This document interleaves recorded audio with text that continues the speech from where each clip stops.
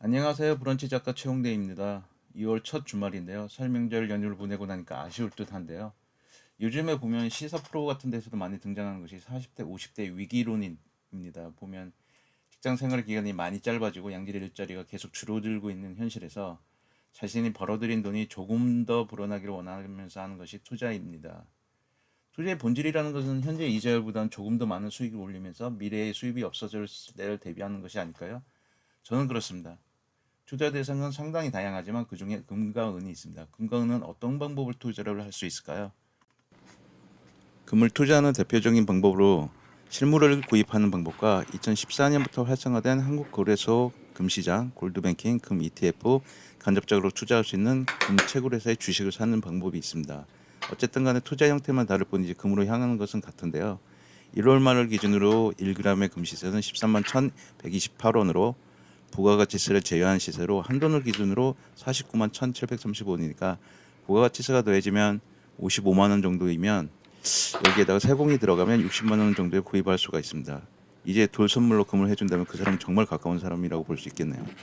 첫 번째 방법은 금현물을 구입하는 방법은 그 시점에서 부가가치세가 더해져서 구매한다는 것인데요. 이외에 올라가도 팔 때도 부가가치세라든가 여러 가지 세금에서 자유로운 측면이 있습니다. 보통 금은 상품성을 가지고 작은 것은 0.3g 단위부터 구매를 할 수가 있습니다. 실물급 구매의 장점이라면 제품 형태로 구매를 했기 때문에 주식처럼 변동성을 잘 확인하지 않고 비교적 오랜 시간 자산으로 보유할 수가 있다는 것입니다. 한국 같은 경우는 이제 한돈의 가격이 굉장히 중요하기 때문에 한돈의 가격을 많이 고려를 해야 됩니다. 두 번째 방법은 KRX 금투자를 하는 방법이 있는데요. 거래 형태는 거의 주식과 같은 방식으로 이루어지는데 1g 단위로 거래가 이루어지며 매수자, 매도자가 시장에 동시에 참여하는 방식인데요. 국제 고시각이 아니라는 것이 단점이 될 수도 있고 여기에 심리적인 부분에서 영향을 미치게 됩니다. 적은 증권사 수수료가 적용되며 골드뱅크와 달리 금매매 차익에 대해 배당소득세가 부과되지 않으며 금융소득 종합과세 대상에서 제외되는 것이 장점을 볼 수 있습니다. 구매한 금은 100g, 1kg 단위로 출고할 당시 거래 가격의 10% 수준의 세금이 부과되는 것도 단점이기도 합니다. 그렇다면 골드뱅킹은 어떤 형태일까요?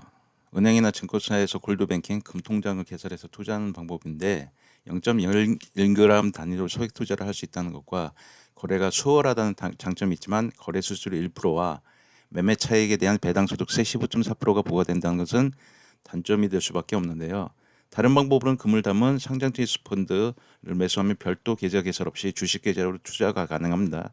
그리고 금 현물 ETF 같은 경우는 실물 인출이 불가하니 확인하고 투자하면 되며 여기에 보유 비용으로 수수료가 붙는 점도 고려할 부분입니다. 묵직한 금속 투자 방식에도 은투자가 있는데요. 은투자 역시 실물 은구매, 은 ETF 투자, 은 선물 거래, 골드뱅킹처럼 실버뱅킹이 있는데요.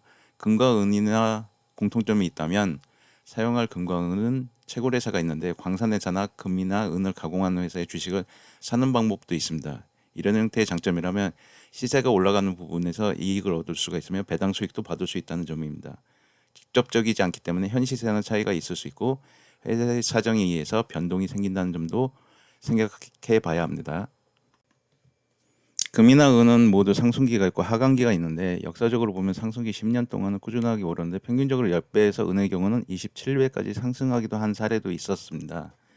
2030년까지 금은 1g에 50만 원이 넘을 가능성도 점쳐지고 있는 요즘 투자 대상으로 생각해도 좋을 것 같은데요. 금이나 은은 투자 대상으로 안정성을 추구하는 속성이 있습니다. 안정적으로 가치가 올랐기 때문이 아니라 주식과 다른 속성을 가지고 움직이기 때문에 사고 파는 것을 자주 하는 것은 수익에 악영향을 미친다는 의미이기도 합니다.